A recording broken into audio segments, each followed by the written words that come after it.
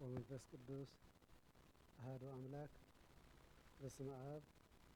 ወወልድ ወመንፈስ ቅዱስ አሐዱ አምላክ በስመ አብ ወወልድ ወመንፈስ ቅዱስ አሐዱ አምላክ አሜን። ቁርአን እግዚአብሔር ይመስገን። ሁሉም አባታቶይ ወዴታቶይ ቁርአን አይተ እግዚአብሔር ክቡር አቦና ቆሞስ አባ ገብረ ሥላሴ ወልደ ሃይማኖት ቁርአን አይተ እግዚአብሔር ቁርአን ዲያቆናት ቁርአን ምእመናን ምእመናትን እግዚአብሔር ስም ከመይ ሓጀርኩም አሜን። በባህሪ እግዚአብሔር ተመስገነን ተወደሰን ይሁን። አጽናፈ ዓለም እስከ አጽናፈ ዓለም ተመስገነን ተወደሰን ይሁን። ከምዃን ለዲና ቅድስት ድንግል ማርያም ወላዲተ አምላክ ጻልይተ ምሕረት አቁርፋት በተረከት ረድኤታን በረከቷን አይፈለየና። ናይ ቅዱሳን ሰማዕታት ናይ ጻድቃን ናይ ነቢያት ናይ ሐዋርያት በረከቶምን ረድኤቶምን አይፈለየና። እምበር እግዚአብሔር ካብ ርሑቕን ካብ ቀረባን ሰብሲቡ ቃሉ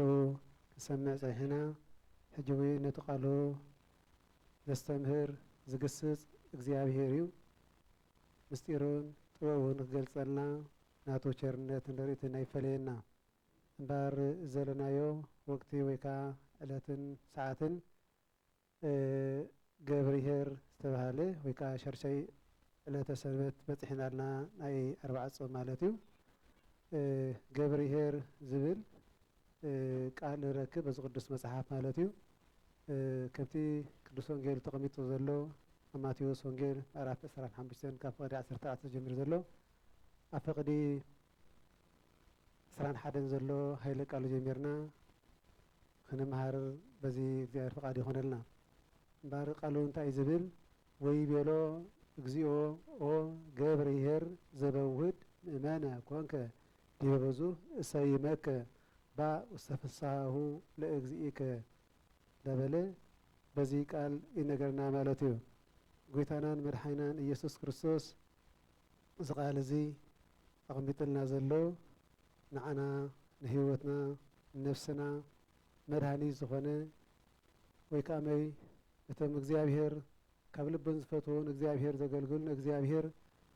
ተበጊሶም ዝኸድሙኒ እቲ ዋግኦም ዝህቦም እግዚአብሔር በዚ መልክዕ እዚ እንታይ ኢልዎ ማለት እዩ። እቲ ጎይትኡ ድማ ጽቡቕ ኣንታ ሕያዋይን እሙንን ኣገልጋሊ ብውሕድ ተኣሚን ከዓ ኸሞ ኣብ ልዕሊ ብዙሕ ከዓ ክሸመካ እየ ናብ ሓጎስ ጎይታኻ እቶ በሎ ይብለና ማለት እዩ። እቲ እሙንን ሕያዋይን ኣገልጋሊ ብውሕድ ተኣሚንካ ኸሞ ብዙሕ ክሸመካ እየ እንዳበለ ጎይታ በዚ ተናጊርዎ ማለት እዩ። እዚ ምሳሌ ገይሩ ኣቕሪቦ ማለት እዩ። ሓደ ድሕሪት ምልስ ኢልና ፍቅዲ 14 እንተሪእና እንታይ ይብል ማለት እዩ። ወፀዋ ኣግብርቲሁ ይብል ማለት እዩ። ኣብ ፍቅዲ 14 ዘሎ ቃሉ ክንረኽቦ እንታይ ዝብልና እስመ ከመ ብእሲ ዘይነግድ ወፀዋ ኣግብርቲሁ ወሃቦሙ ንዋዮ ይግበሩ በቱ። ሓደ ሰብ ናብ ርሑቕ ቦታ ክገይሽ ከሎ ነቶም ኣገልገልቱ ከከም ዓቕሞም ገይሩ ካብቲ ገንዘቡ ሰርሕሉ ነገድሉ ሂብዎም ከይዱ ዝልና ማለት እዩ። እዚ ምሳሌ ገይሩ ናይ መንግስተ ሰማያት በዚ ዓለም ዝተስራሓት ዘሰሪሑ መንግስተ ሰማያት እውን ምሳሌ ክርስቶስ ሰብ ብዝርድእ ቋንቋ ብዝፈልጦ ገይሩ እግዚአብሔር ንኸረድእ ናብዚ ዓለም እዚ ብምፁ ብኣገልገልቱን ገይሩ ንዓና የስተምህርና ማለት እዩ። ምሳሌ ዘቐምፀሎ እንታይ ለይቱ መንግስተ ሰማያት ሕገ ወንጀል ሕገ ተስፋ ኢየሱስ ክርስቶስ ንኣገልግልቱ ፀዊዑ ርሑል ኢሉ ገንዘብ ሂቡ ዝገሸ ነጋዳይ እያ ትመስል መንግስተ ሰማያት ሞ ንቑሑን ትጉህን ይብለና ማለት እዩ። ከምቲ ንኣገልገልቱ ሂብዎም ዝኸደ ከምኡ ኻመይ ንስኻትኩም ካብ ነቂሕኹም ትጉሁ ጸሊሩ እንዳበለ ይነገርና ማለት እዩ። ቦ ልዘብሃዎ 5 ክልኤተ ይብል ማለት እዩ። ከምቲ ህገይስ ዘለ እሞ ንኣገልገልቱ ፀዊዑ ገንዘብ ሂብዎም እዩ ንስ ወከፎም ከከም ዓቕሞም ንሓደ 5 መክሊት ነቲ ሓደ ከዓ 2 መክሊት ነቲ ሓደ ከዓ ሓንቲ መክሊት ሂቦ ማለት እዩ እዞም ሰባት እዚኣቶም 3 ኣገልገልቲ እዮም ዘለዉ እዞም 3 እዚኣቶም ኣገልግሉ ወይ ከዓ ስርሑ ንገሩ ኢሉ ንሱ በዓል ናብ መገሻ ምስ ከደ ነዞም ኣገልገልቲ ሂቦም ከይዱ ብሓደራ መልክዕ ማለት እዩ እምበኣር ከምኡ ኢልዎም ምስ ከደ እቲ ድሕሪ ብዙሕ ግዜ መፂኡ እውን ነዞም ሰባት እዚኣቶም ስለዝቲኦም ኣብ ካልኣይ ግዜ መንገዱ ፈፂሙ ምስ ተመልሰ መክሊት ድማ ረብሐ እቲ በዓል 5 ነበረ 5 ገይሩ ፀኒሑ ማለት እዩ እቲ በዓል 2 እውን 2 ረቢሑ ፀኒሑ ማለት እዩ እቲ በዓል ሓደ ከዓ ነታ ሓንቲ ዘላቶ ኣብ መሬት ኩዒቱ ቀቢርዋ ይነብር ፀኒሕዎ ማለት እዩ እምበኣር ክፀባፀቦም ምስ መፀ ጎይቶኦም እምበኣር ኣበይ ፀኒሕኩም ከመይ ኣለኹ ኢሉ ምስ መፀ እንታይ ክትገብሩ ፀኒሕኩም ኢሎም በዓል 5 ነበረ 10 ገይሩ እቲ በዓል 2 ነበረ 4 ገይሩ እቲ በዓል ሓደ እውን ቀቢርዋ ምስ ፀንሐ ጎይታ ነሰብ እዚ ከዓ ወቂስዎ ማለት እዩ እግዚኣብሔር ካብ ምቋፅ ያድነና እምበኣር እግዚኣብሔር በዚ ክወቅሶም ከሎ ነቶም ብእምነትን በተተውሃቦምን ሓላፍነትን ዝተዋፁ ሰባት ግን 10 ወይ ከዓ ኣፍርዮም ከም ዝተረኸቡ ንሕና እውን እግዚኣብሔር ንኸነፍሪ ናቲ ቸርነት ኣይፈለየና እምበኣር እቲ ከይፍርየ ፀንሐ ግን ኣንታ ሃካይ ኣንታ ሰነፍ ኣንታ ሕማቅ እንዳበለ ብቃል ወቀሳ እዩ ተነጊርዎ ማለት እዩ ኣብዚ ምድሪ ክነብር ከለና ንሕና እነፍርየሉ ሂወትና ካብቲ ከምቶም ሰባት ሓደራ ተዋሂቦም ንዓይና እውን ሓደራ ተዋሂብና ማለት እዩ ብ45 ተጠሚቕና ስጋ ፍጻሜ ክርስቶስ መፂኡ ዝፅዋዓና እቲ ሓደራ መልክዕ ልክዕ ኣብዛ ምድሪ ሰራሕና ከመይ ኣብ ቅድሚ እግዚኣብሔር እትቐርብ ሕቶ ቃል ስለ ዘላትና ከምቶም ኣፈዮም ዝረኸቡ ንሕና እውን ኣፈይና ክንፀንሕ ናይ እግዚኣብሔር ቸርነት ናይ እግዚኣብሔር መግቦት ከይፍለየና ንሕፀኖ ማለት እዩ ስለምንታይ ኩላኸና ነበርቲ እኳ ሓለፍቲ ኢና ነቲ ንኸረሉ መንገዲ ግን ነቲ ንፅሓሉ ግን ከምቶም እሙናት ኣንታ እሙን ኣገልጋሊ ብውሑድ ኣሚንካ ኸሞ ብብዙሕ ሸመካ ዝበለሞ ሕያዋይን እሙንን ኣገልጋልን ብ3 ዓይነት ከፊልዎ ዘለመቱ ሕያዋይሎ እሙንዮ ኣገልጋሊ ማለት እዩ በተዋሃበካ ሰብ ከከም ዓቕሞ ማለት እዩ እግዚኣብሔር ንኩሉ ፍጥረቱ ዝሃቦ ነናቱ ፀጋ ኣለዎ ማለት እዩ ሰብ ከምቲ ዝሃቦ እግዚኣብሔር ተስፋ ከመይ ንሕና ተስፋና ከይቆረፅና ከመይ እግዚኣብሔር ኣቡነ ወእምነ ኢልና ከመይ ንእግዚኣብሔር ኣምላኽና ኣሚንና እውን ኣብ ኩሉ ነገር ኣብ ንሰርሖ ካብ ሂወትና እግዚኣብሔር ዘሎ ኩሉ ፀጋታትን በታ ሓደራ ተዋሂብናዮ መልክዕ ክንፍፅም ይግባአና ማለት እዩ ስለምንታይ ፅባሓንጎ ኩላህና ጠየቕቲ ኢና ካብ ህፃን እስካብ ላዕሊ ዘሎ ካብ 7 ዓመት ዘሎ ህፃን ዝተጠየቀሎ ማለት እዩ ካብ 7 ዓመት ይፆም ኣኮን ሓቅን ዝበሃሎ ካብኣ ጀሚሩ ዘሎ ከመይ እስካብ በቃ እስካብ ዕለተ ሞትና ማለት ሓፂሩ እስካብ ዕለተ ሞትና ማለት ኩላህና እዚኣ ዘቃል እዚኣ የስተምረና ማለት እዩ መኒ ኣብቲ እሙንን ኣገልጋሊ ሕያዋይ ተባህሎ ብየዋህነትን በትዕግስትን ብፍቅርን ብእውነት እግዚኣብሔር ኣብዚ ሕልና ዘሎ ፀጋዚ ተመስገነን ተወደሰን ይኹን እሞ እንታይ ዳ ካባና ዝድለ እንታይ ማለት እዩ ፅንዓት የድሊ ካባና እንታይ ዝድሊ ተኣማንነት የድሊ ካባና ዝድሊ ካብ ልቢ ተበጊስና ንእግዚኣብሔር እንገብሮ ነገር ኣብ ዝኾነ ስራሕ ለምሳሌ ኣብ መንፈሳዊ ዝብል ኣብ ስጋዊን እምነት የድሊ ማለት እዩ ኣብ ስጋዊን ስራሕ እውን እምነት የድሊ ማለት እዩ ሓደ ሰብ እሙን ድሕር ትኾይኑ ኣብታ ስጋዊ ስራሕ ሰብ እሰብ ዚ ክሽለሙ ይግባና ኣለኮ እቲ ናትካ ዘሎ ብልዕሊኻ ዘሎ ክሽለመካ ይክልና ይኮን ሓቂ ሰብ ዚ ሸሊሞም ኮይኑ ሰዚኣቶም ኮ በዓል 10 ነበረ እኮ በዓል 5 ረኸብ ኮይኑ ጨሚሩ እኮ ይወሲኮ ማለት እዩ እምበኣር ተኸብሉ ሰብ ዝግበኦ ነበረ ገንዘብ ኣብ ርእሲ ርእስ ተመርትዩ ሂብዎ ወይ ከዓ መይ ሸሊምዎ ማለት እዩ ሞኒ ሽልማት ናህና ከዓ መይ ምድራዊ ዘይኮነ ሰማያዊ ሽልማት ኣለና ማለት እዩ ካብቲ ፀጋ እግዚኣብሔር ካብቲ ፀጉኡ ዝሃበና ፀጋ ንሕና ነምፅ ዘይኮነስ ካብ ዝሃበና ንሕና እውን ክንገብር ከለና ማለት እዩ ስለምንታይ ብውህበት ጥራሕ ዘይኮነ ሰብ ብኣይምሮ ብፍልጠቱ ብጉልበቱ ብፃሙ ብኩሉ ነገር ብዝተዋሃበካ ነገር ቃል ዘሎ ንኩሉ ንኩሉ ብሓቂ ከምታ ክርስቶስ ንዝተበደሉ እዩ ዝመፅእ እንታይ ማለት እዩ ንሃጣነ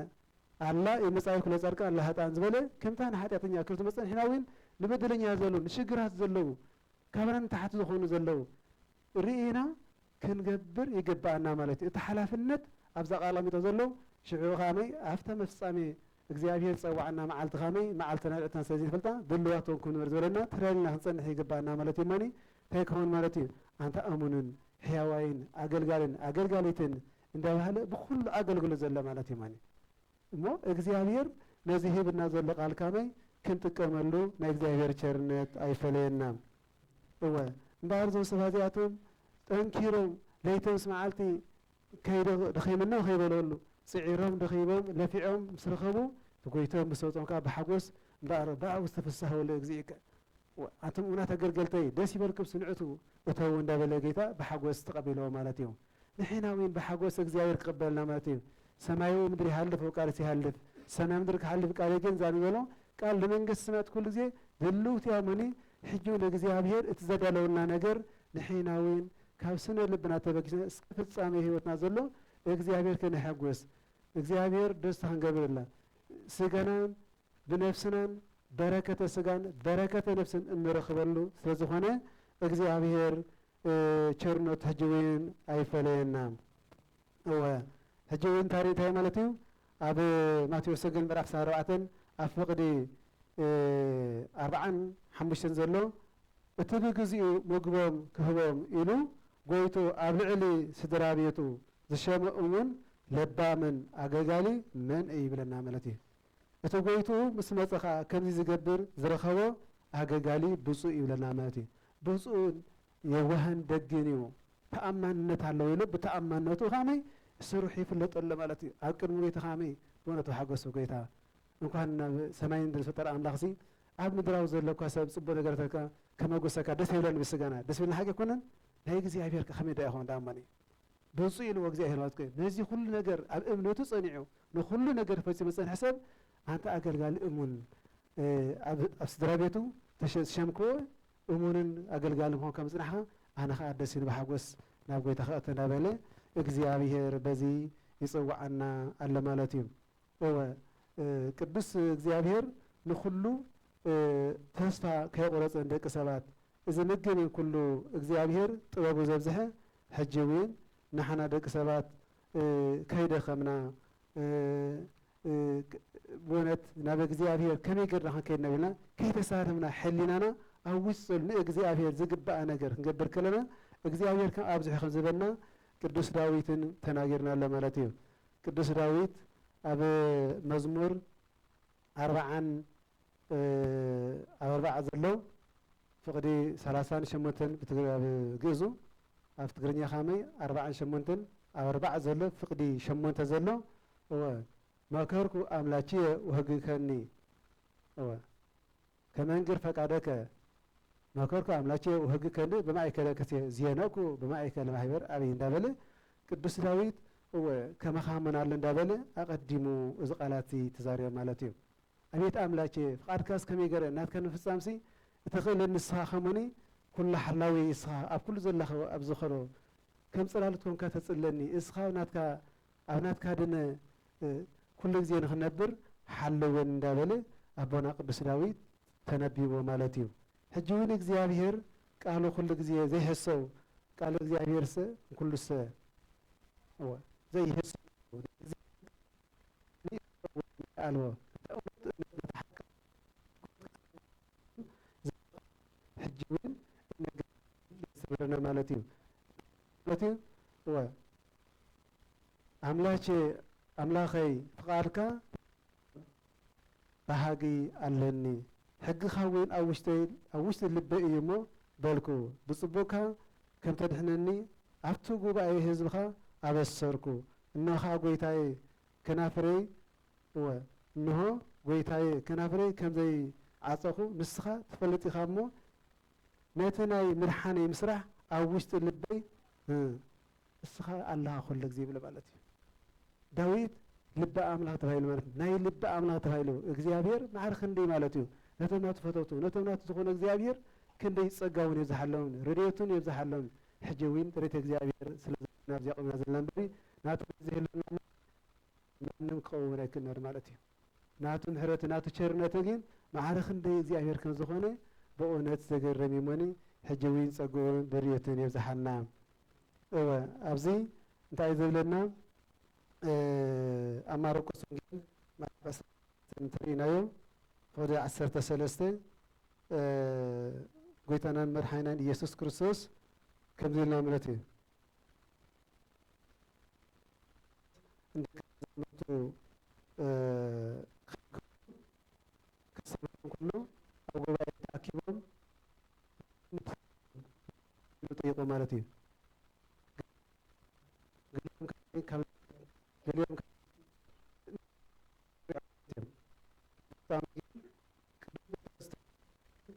አንተ ወልደ እግዚአብሔር እስኻ ወልደ እግዚአብሔር ኃይሉ ተገልጹ ስጋ እንደም ዘይኮን ዝገልጽ እስከ እግዚአብሔር ዝገርም ይሉ ጴጥሮስ አንተ መራሆ ዘመንግስተ ሰማያት ማለት እዩ ናይ መንግስተ ሰማያት መኽፈት ክበካ ተባሂሉ ቅዱስ ጴጥሮስ ማለት እዩ እሞ እቲ ስልጣን ሰው ጊዜ ቅዱስ ጴጥሮስ ካመይ ናይ ኩሎም ሓላፍነት ተባሂሉ ናይ ኩሎም መምህር ኮይኑ ቅዱስ ጴጥሮስ በኃላፍነቱ እግዚአብሔር ጸጋብ ዝሕሉ እስከ ፍጻሜው እግዚአብሔር አገልግሎመኒ ኩልሃናዊን አገልግሎትና እግዚአብሔር ክፈጽመና ናትሸርነት አይፈለየና ግብረሃት ምዕራፍ 1 ፍቅዲ 6 ተሪናዮ ከምዚ ልማት ፍቅዲ 7 ኢየሱስ ከምቲ ነብብ ስልጣን ዘሃቦ ዘመን እዋንን ክትፈልጡ አይተውሃበኩም መንፈስ ቅዱስ ናባኻትኩም ዝወርድ ግና ኃይሊ ክትቀበሉ ኢኹም ኣብ ኢየሩሳሌም ኣብ ኩላ ይሁዳን ኣብ ሰማርያን ክሳዕ ወሰን ምድሪ መሳኸረይ ክትኾኑ ኢኹም ኢል ማለት እዩ እንታይ ክትኾኑ ኢኹም መሳኸረይ ክትኾኑ ኩኑ እንከ ከመ ግብርቲ ሄራን ወከመ ግብርተ ክርስቶስ ምእመናን እለይ ጸንሑ እግዚኦሙ እስኪኣቱም ከብካብ ዘበሰማያት ያከበርዋ ለሰንበት ኩኑ እንከ ከመ ግብርቲ ሄራን ከምተም ደገተኛት ወከመ ግብርተ ክርስቶስ ምእመናን ናይ ክርስቶስ ተኣመንትነት ኣገልገልቲ ዝኾንኩም እወ ኣብቲ ከምቲ መርዓዊ ክመጽእ ከሎ ኩሉ ቤተሰብ ኣካባቢ ዘሎ ጎረቤት መጹ ንዕኡ ዝዕጅቦ ከምኻይ ክርስቶስ ኣብ ምጽኣት ግዜ ንነፍስኹምን ዘድልያ ነገር ኣብዚ ምድሪ ከለኹም ኩሉ እግዚአብሔር መንገዲ ተማሪስኩም ናይ ክርስቶስ ኣገልገልቲ ኮይንኩም ኣብቲ ከምቲ መርዓዊ ዝመጸሉ ኣብቲ ከብካብ ክርስቶስ ካብ ዝለኸመይ ከም ናይ ምጽኣት ከም ናይ መርዓዊ ኩሉ ዝቕበለሉ ከምኻመይ ጻዕራ ለቢስኩም ብርሃን ለቢስኩም ተዳሊኹም ጽንሑ ይብለና ማለት እዩ ወከመ ግብርተ ክርስቶስ ሄራን ከምተ ደገተ ከምተ ብርሁርሃት ከምቶም እግዚአብሔር ንኹሉ ጸጋ ዘብዝሐ እግዚአብሔር ሰማይ ምድሪ ኩሉ ዘርጊሑ ንኹሉ ዝምግብ እግዚአብሔር ሕጂ ካብ እንታይ ማለት እዩ ካብኡ ንስኹም ከመይ እወ ተኣሚንኩም ምእመናነት እሙን ማለት እዩ ብእምነት ጸንዐ ማለት እዩ ብምግባርን ብሃይማኖትን ጸንዑ ምእመናነይ ይብል ማለት እዩ እሞኒ እሙን ምዃኑ እግዚአብሔር ንኹላህና የብቅዓና ናይ እግዚአብሔር ጸጋ ብዝሓልና ቦታትና ተርኒዮም ብኩሉ ተዋሂቦም ጸጋ ማለት እዩ በደመና ተጻዒኖም ይኸዱ ብኣናብስ ተጻዒኖም ይኸዱ ብሰረገላ ኣፍራስ ተጻዒኖም ይኸዱ እግዚአብሔር ኣብ ዝረገጽዎ ቦታኦም ኩሉ ኣፍላጋትን ኩሉ ይውህዝ ፈውሰ ምህረት ይኸውን ካብኡ ተተሓጸብና ካብ ጸብሉ ተለኸና እግዚአብሔር ንምድሪ ቀዲስዋ ቆይ ብቅዱሳነ ቦታትና እግዚአብሔር ኮ በእውነት ጸጋ ብዝሕልና ዘሎ ሕያዋይን እሙ እንዳበለኻ መይ ይህበና ማለት እዩ ሕያውነት የድሊ ደግነት የድሊ ማለት ካብ ሰብ እግዚአብሔር ዘይሎ እሱ ኩሉ ወከመ ግብርተ እሱ ኮ ክርስቶስ ሰሜን ኣብ መመጻእ ዝቅበሲ ናብ እዛ ምድሪ እዚኣ መጺኡ ማለት እዩ ንመን ንዓና ኸድሕን ማለት እዩ እሙናት ኩኑ ዳብለና ማለት እዩ እወ ኣብታ ግብረ ስራሕ እግዚአብሔር እኳ ንብዙሕን ውሕድን ኣይበለን ከከም ዓቕሚ ማለት ይኸውን ዘሎት እዩ ነቲ ሓደ 5 ነቲ ሓደ ኸመይ 2 ነቲ ሓደ ኸመይ 1 እምበር እቶም ካብ መጀመርያ ጀምሮ ቦታትና ኸመይ ምሄራዊ ዝፈጽሙ ኸመይ በዓል 10 ወይ በዓል 5 ዝኾኑ መምህራን ማለት እዩ በዓል 2 ከመይ ቅዱስ ጴጥሮስ ኢሎ ማለት እዩ ከምኡ ብሉይን ሓዲስን ቅዱስ ጴጥሮስ ብምሃር ማለት እዩ በዓል ሓደ ዝበለ ኸመይ ተማሂሩ ኩሉ ቃሉ ሰሚዖም ዘየስተምህሩ ኣቦታትካ እንተ ኮይኖም ከመይ ቃሉ ቀሳ ኣለዎም ማለት እዩ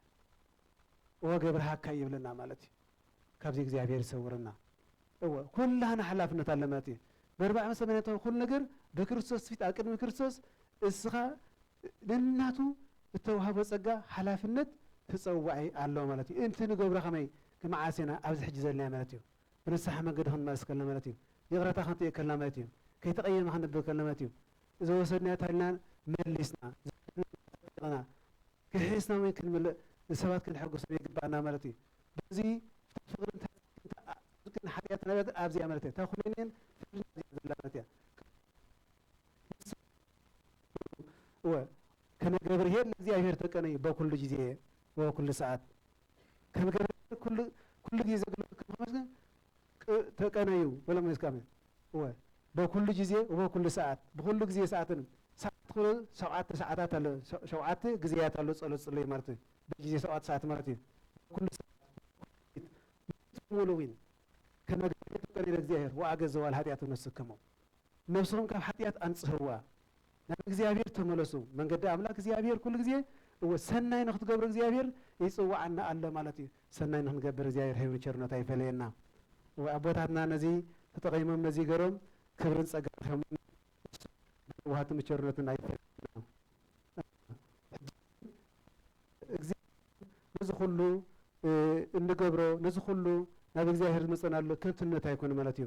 وأبيت زوجة أبيت قدس داوود يزوله كاب زي معلتي أبغى زي كاب صليسي حتى معلت أبيت زيهر مسي خص اللي تحشني بالمالتي أول سلامتاي أبغى زيهر البيت حباي بركة الله ماتي أبيته مالتي زيهر برهق وكاسب تريان كريك وتريان حرري ببيني كريك وتريان أكيد مك زيهر مالتي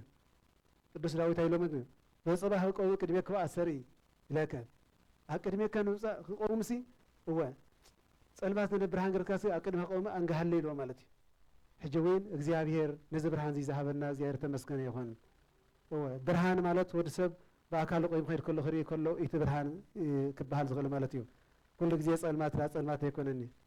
محجوين إخزيابير مجبوت ورديتون أي فلينا بزيون هوريك دس باولس أبي فيسون أبي فيليبيسيس معرف أربعة فقد حرترناو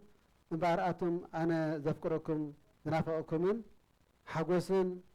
أخليلن زخونكم فقراتي أحواتي أبويتا صنعكم نبرو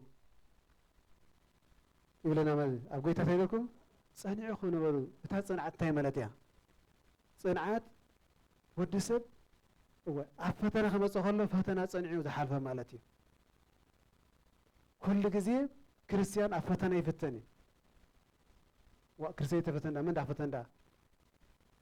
أو كرسنا هيوت فتن عليه كرسوس كنا أو كتفتينه يتفتنني تفتينه كمان 4 ليت 4 ليت مسمى كوني ديابلوس كوني اسكين أملاثهم كوي كنزي ابنكو تيرو حباشا قولي له يفتنني فتنا كويزين بعلا يكونني تفتينه السكين رحق إلو مالتي أنت رجوم سيطان رحق إلو مالتي نحن خامي نرحق خامي تاي مالتي بتنبت مسقل قصدنا معتب كلنا مالتي بكريستوس حيلي سيطان كابانا قرب أي كل مالتي سلامنتاي نهي اغزيابير حيل مالتي حجي وين اغزيابير صوق يبزحنا انتاي زولنا مالتي مساتن هو أب مصحف هوت تتصحف كالوين معايتين مثالي بأقلقلوت ونجل زعارو و زعارا أيين مالتي بقيتا كل ساعة تحقوسو دقيمة تحقوسو إبرا الله لو هاتكم أب كل سب يفلت قيتا خاز مسألو قربا أيو دليتكم زبلس بصولتن لمانون مسغانان أب أملاق يفلت انبر بقالكوا أي تتشأنقوا لنا مالتي أما يفلت يا مالتي أب أملاق يفلت إنقورو أملاق يفلت مالتي እግዚአብሔር ይፈልጥ ማለት እዩ ሕጂ ካመይ እግዚአብሔር ካመይ ኩሉ ምሕረቱ ኣብዚሑ ጸጉ ኣብዚሑ ሕጂ ውን ናይ እግዚአብሔር ቸርነት መግቦትን ከይፈለና ኣይፈለና እግዚአብሔር አምላክ ሐዋርያ ቅዱስ ጳውሎስ ናብ ቲሞቴዎስ ምዕራፍ 2 ተሪናዮ ካላይ ጢሞቴዎስ ምዕራፍ 2 ዘሎ ተይዘመተው ጢሞቴዎስ ወደይ ኣብቲ በክርስቶስ ኢየሱስ ዘሎ ጸጋ ደልል ማለት እዩ ኣብቲ ኢየሱስ ክርስቶስ ዘሎ ጸጋ እንታይ ደልል ንሕና ካመይ ኣብቲ ተዋህበና ነገር ክንጸንዕ ይግባና ማለት እዩ كسن إجبانا مالتيو كم جرب حنتي أب كل نفاس الله نابزين نوازو سخينا كين تاي مالتيو وأب ابن السلسل هم لا يكبر مالتي مني نيجي في صنعة حيل بركة هجومني وزحلنا هوريك الدس تيموثيوس بزي صنعو كم تزول حضرنا تفصيمو سكفصامي زون እግዚአብሔር ጸጉን በረከቱን ዝህልመኒ ንኹላና እግዚአብሔር ሕጂውን ያብዛሐልና እግዚአብሔር ጸጉ ሕጂውን ናናዊን ኮ እግዚአብሔር አይገርፈና ነኮኒ ጸጋ ያብዛሐልና እንዲሁ ሃይምና ይተፈወስና እንዲና ጸጌምና እግዚአብሔር ሃይበና እንዲሁ ጸልማት ኮና ነኸሎ እግዚአብሔር አያውግህ እንዲሁ እግዚአብሔር ከንታይ ከዘይ ገበረና አነ እንደለ ሁሉ ምግባን ሳይሃበና እንዲሁ